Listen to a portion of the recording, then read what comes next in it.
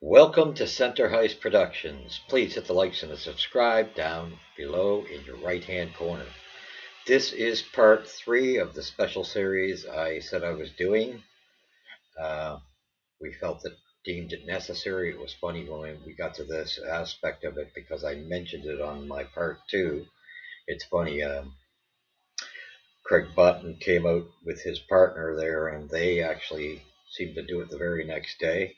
And there was another podcaster that did it as well. So kind of humorous that it worked that way. Anyway, we're continuing on with what we had planned and what the Habs need to do in the future, where they stand. We've dealt with accountability. We've dealt with Struble being sent up to the Habs. We've dealt with goaltending. Now we're into the prospects. Who's going to make the Habs in the future? Who has a chance? Especially considering you got to take all things into consideration: size, talent level, all of these things, and who they have presently. This all has to go into account. Now I know Craig Button's list took some flack this weekend. It's funny because when he took the flack from a couple podcasts, he actually realized he did err on like Caden Gooley. And I'm not even doing the guys that are in Montreal at the moment. I'm just hitting the guys that are down in Laval and in the junior leagues. I'm leaving, we can talk about the Habs players that are on there later on that are already there. But to me, they've made it. It doesn't mean they're out of the woods, but they've made it. Now it's the future Habs. Now I had to break this down, and this will probably go to part 4 relatively quickly as well, because there's no way I'm going to get the forwards, goaltenders, and the defense all done in this one episode.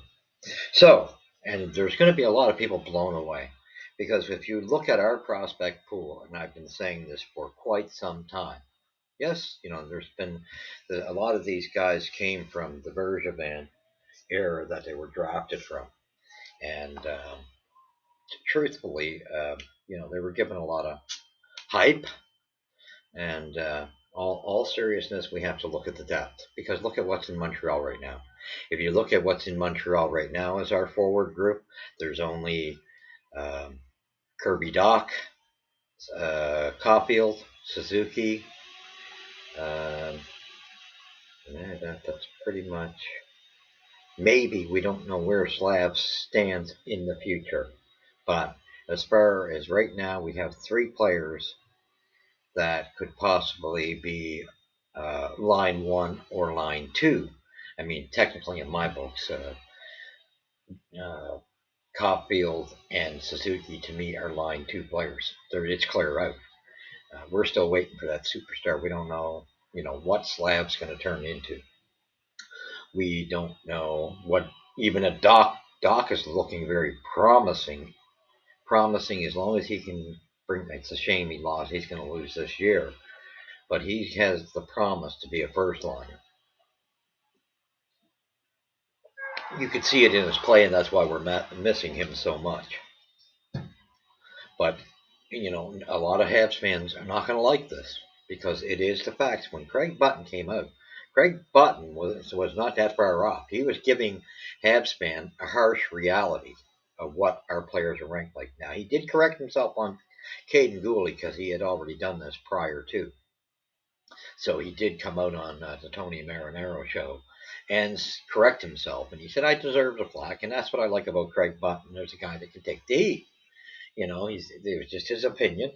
But he did correct himself and say Caden Gooley is a line 1 pairing defenseman, either a number 1 or number 2. I totally agree. I personally would go a step further and say he's absolutely number 1. And it's going to be a matter of who suits with him in the future. So, but this episode, I want to get away from our defense. We're going to go strictly into the offense, because this is a longer episode. Okay, we got tons of them. And remember, like I just said, Montreal, other than those 4 players, is all 3rd and 4th line hockey players that are on our team at the present time. Now we go down into our prospect pool. This is including Laval and all the junior players that are in different places. Okay, and there possibly could be one or two missing. Okay, so don't get all over me about it. I'm going with the main folk. Technically, what I see in our system, and I kind of broke it down into three groups. And I broke it down into a group of guys that have the potential of making the Habs, that you can see a future. Then I broke down the middle group, which would be they're too small for the Habs because the Habs are already small the way they are constructed. They cannot keep that amount of small players. So the middle group has the potential of being NHLers, but they may have to be trade packages, trade prospects, okay, because they're not going to fit into the Montreal organization size wise. We cannot, you got to use some common sense here when you're doing this. Worst case scenario, you do not want more than one guy on each line that is too small because you want to be able to insulate them with two guys bigger. And we have to grow the size because when these players were drafted, that wasn't even taken into consideration. So a lot of these, even with Hughes and Gordon, they got some really talented players. Now that's where they went up in their drafts, but size is still an issue. Okay, so here's going to be the shocker for a lot of people. Here is, I'm going to name the guys. I will name the guys that have not a chance. I don't even see them as NHL material that are in like Laval for the most part. Okay, Lagar. This guy's not going to the NHL. He may get a stint quickly as a fill-in in a worst-case scenario to come up for a game or two. I highly doubt it. I highly doubt it. There's just too much depth. The next guy, and I don't see it whatsoever. Actually, to tell you the truth, there's no way they'd get to him. Then there's Bork. He's to me, he's just not. I don't think he's quite to the potential. If he is, he'll be in the trade. The most he could come out of that group and go into the middle group, which could possibly be NHL material. But I put him in a group that's not going to. I see these guys as AHLers, and then we've got Yerem Miko, the Russian player, and I see these guys as AHLers. And then we got Gignac or Gignac, whatever it is there, and I see him as an AHLer. And then we got Millet, AHLer. And then we got Simoneau, and Simoneau, it's a sad story because he's got so much talent, and like he's half decently talented, but he's so super small that that's going to totally blow his chances of the NHL. I mean, could he possibly slide into the middle group and be into one of the NHL material category and trade it? Yeah, he could, but that's at his ceiling. I see him in the group with the AHLers, and it's a shame because for a little guy, he can scrap too. Now we go into the middle group, and this is going to burn a lot of people's tushes because there's an awful lot of players that have been named we heard a lot of hype build up on them, and truthfully, we were hearing it at the tail end of Bergevin, and we're hearing it now as well. And I got bad news for you.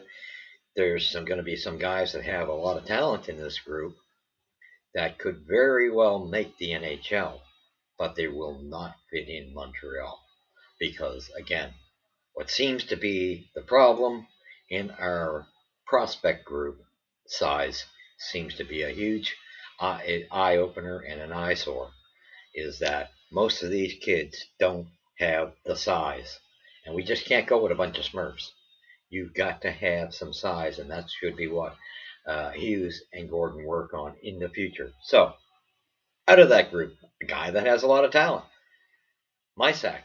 He's very talented, 5'11", and so he's got the potential to make the NHL. This could be a guy that you use as a bargaining chip, right? You put him in a package because he does have talent. His size to me just bothers me a bit. And there's just, like I said, there's so many small guys, and 5'11's on that borderline. But we need size so badly that he's going to miss out. Then we got Sean Farrell. I'm sorry to tell you, 5'9". I've seen this guy play a lot. I've watched. He's been one of the players I've watched even closer.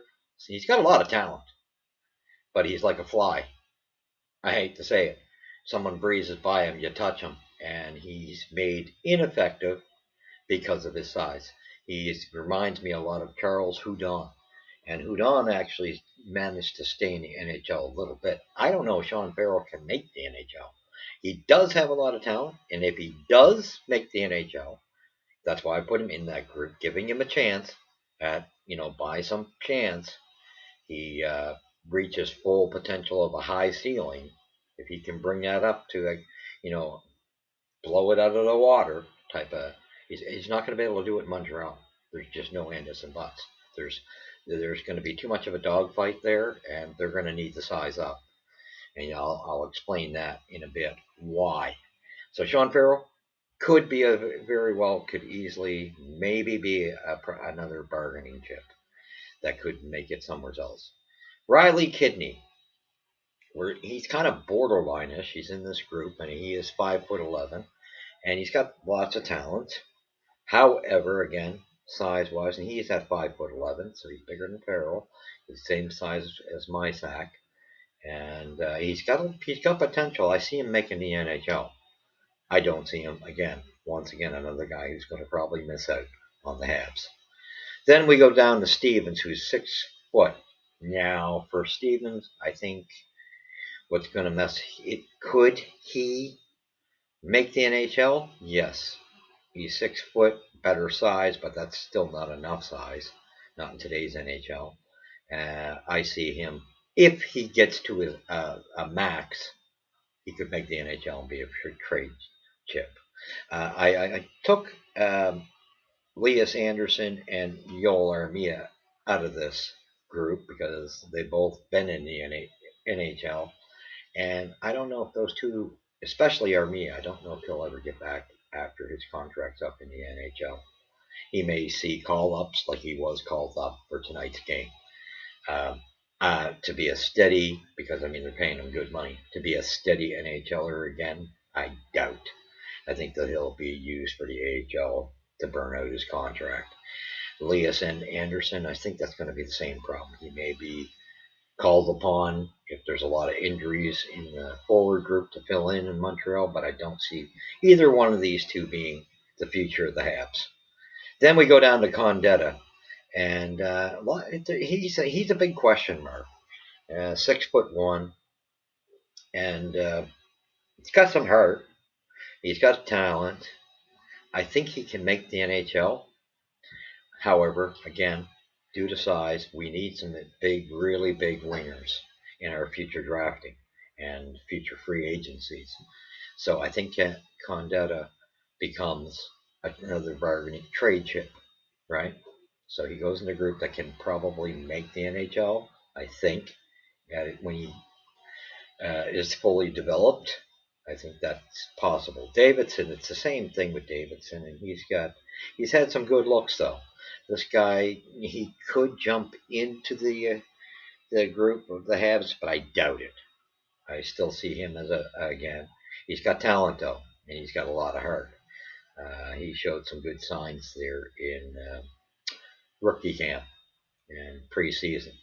So he has some possibilities there, and I just think though he'll be a better trade chip. Same thing with McKay, and he's 6 foot as well. I don't know if he's not at the level of Davidson. He's a little lower. I don't see him. Other than mixing it up here and there, he's got a little bit of more um, rugged style to him. But I think he could make the NHL, but barely by the skin of his teeth. He could end up in the bottom crew that just stays in the AHL as well. So I don't know what his full potential will be. Okay, now we go to the good news. And this is what I'm saying. A lot of people are going to go, oh, you're crazy. Well, you watch and see, and I say mark the date down. I said this, and you mark it down good, because even the guys I picked to make the Montreal out of this group, who knows? right? But I will say we'll start with Waugh, 6 foot, and I think everybody sees the talent of this guy. Problem is, I think everybody sees the talent of this guy a little too high. Okay, he's a really talented hockey player. He's got a great IQ. Waugh, to me, he'll make the NHL. He'll make the Habs in my book. I believe he will. He's in. He's going to be in a section where he'll either be a line 2 player or a line 3 player.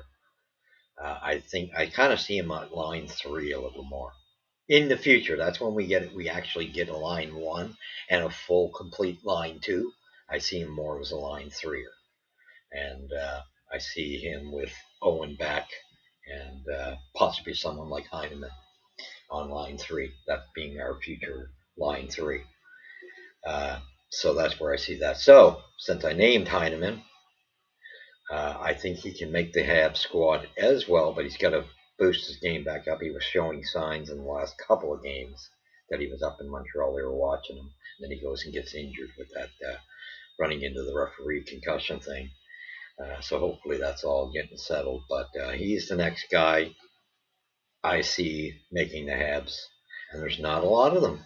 There's not a lot of them out of what we have in the bank at this moment. Then we got Missar, and he's a guy that's just got to beef up. And he got criticized a lot last year, and I think it's pathetic. The amount, there was the bulk of podcasters were crucifying this guy. Did anyone clue in that this guy was on the worst team in his junior league last year? That makes a difference with the talent that's played around you. I never once doubted. I mean, I've seen him have some down moments where it makes me go, but I kind of bounce back to saying, no, no, no. You put this guy with some actual talent, he'll be fine. And but never to get a fair shake. Now this year he's on one of the top teams, and look at him, he's just exploding. This kid's got tons of talent and could be the missing piece for Slavkovsky, where they have played together. This could be the piece that gets Slav going at a better rate, right? So this could be he'll be in Laval next year, no doubt in my mind. And I do think he's a real question mark in his potential, because this is, to me, is a guy that could move up to possibly being um, on that second line. He's got that type of talent. I see him more so as a second liner um, in that category. Again, yes, he could drop to 3, line 3 as well. He could be one of those guys. I think he's got more chance of a 2, line 2. That's my thought. He's got a high ceiling, and put with the right guys, if he gets the insulation from the Habs group, I think he'll be fine. I mean, to play, if he gets thrown, just imagine if he gets thrown with Slavkovsky, and you can find one other big guy for him on the opposite wing, he'll be insulated quite well. So this could get real interesting. Imagine if it's Kirby Doc, Slavkovsky, and Nassar. Sorry. Um, this could be your line 1. Tell you the truth, pending on. There's a lot that's pending, because I even look at is Slavkovsky. He's not out of the woods because he's a prospect still, and we don't know, but he's coming along. Thankfully, we're starting to see more and more signs. So I didn't put him on this list yet because I didn't really want to put too many guys or anybody that was already on the Habs team yet. I just kind of left them alone, like Slav, Yellonen, and Pinard. However, there could be again issues in that group as well, because it's gonna when they start competing. Remember, you can't have a lot of these guys are small. Heinemans and Waugh are probably the biggest 2 in that group. Maybe Tuck. I'm not quite sure on Tuck's size, but anyway, you go to Owen Beck. Owen Beck will make the Montreal Canadiens hands down. He will be the check-in center, third line center, no doubt in my mind whatsoever. He'll be our future shutdown center. And he might have to compete, though, with Kapanen, who seems to have done quite well as well. So Kapanen, to me, I think, and this was, I had to go back for Kapanen and Tuck because I almost forgot these two. But Kapanen has had a lot of good write-ups coming out of juniors and stuff coming out on him. He's doing quite well. And same thing with Tuck, really flying in the American program. So that's your forward progress, and this is why I'm stopping at that tonight. In this third episode, I will deal with the defense and the goaltending. We've talked about the coaching. I'm going to try to throw the coaching in probably the next episodes. We'll see where we get, and that should be the final episode. However, if it's not, there'll be I think I've done 2, so this is 3. So yeah, there you go. I only counted 1, 2, 3, 4, 5, 6 possible players. Only 4 that are in the AHL. 2 that still have to come up to the AHL. Remember, actually, no, there's more than 2 that have to come up. Think about it. There's actually only 2 in the AHL, and that's Roy and Heineman. So they possibly could make the team next year. But Massar, Beck, Kapanen, and Tuck will probably be on Laval next year. And then don't be surprised to see them on the Habs the following year. But saying that, remember, we have to size up. So you get into a problem when I start to take this group of 6 players. Remember, we have to get big wingers. So this means this is what's going to put the Ilonins, the Pinards, into battle for their positions. Because there's only so many spots for smaller players. And there's no doubt in my mind there's the smaller players that Massar and Beck will take a spot out of the smaller players. And they will take the spot. So like I said, so expect Roy and Heineman to get into Montreal in the nearer future. The others will go to Laval. But those are the 6 players that will make the Habs in the future. And I got bad news for you. Roy, like I said, what I rated him at was line 3 more likely, but line 2 possibility. He could fill in on line 1, while we're in waiting for the next 2 seasons. Yes, because we don't really have any line 1, truthfully. So he could, in the waiting period for this team to be where it needs to be in 2 to 3 years, he could, jump in on that, what our so-called line 1. But when things are in place, the chips are in place, he'll be a line 2 or line 3 winger. I see him more so line 3 with Beck because he's a good defensive player as well, very smart in his own end. So with that being said, then you got Heineman, who's got some size, and I see him as the left winger on line 3 in the future. And those will be the 2 that will come up. So with that being said, that leaves Massar, Beck, Kapanen, and Tuck having a good shot at being the following year in Montreal. And I can't see Beck or Massar missing. The other 2, Kapanen and Tuck, we're going to have to watch a little closer. But they do definitely like the NHL material. So that's your forward group. And again, I will break it down to the next special part of this series. That will be episode 4. We will get to the defense and goaltending. And we might have time to talk about the coaching again. We talked about it a little bit. So thank you for joining me. This is going to be a shocker, but I totally agree. These guys, like I said, line 3er, Heineman, line 3er, Massar, possible line 2, possible line 1 in a crucial situation. It's hard to say. That's if Slavkovsky and Kirby Dach were to flourish, and he be that other guy. Could also be Caulfield, right, on their wing. So, and then Kapanen and Tuck, I see them more as possible line 4, line 3, tail end in line 3, but more so line 4 in the future. So thank you for joining me. Hit the Where Does the Puck Drop first here at Center Hice Productions, and get your friends and family. We're trying to grow the community, and like I said, Craig Button mentioned this a lot in his grading system. A lot of three type players, and he's actually right on a lot of the depth charts. He's only was off in my books on Caulfield, Gooley, that type of material. We don't have a line one. Or closest thing is right now is Caulfield and Doc, really. And I don't even know if Caulfield's a line oneer, to be honest. Not sure.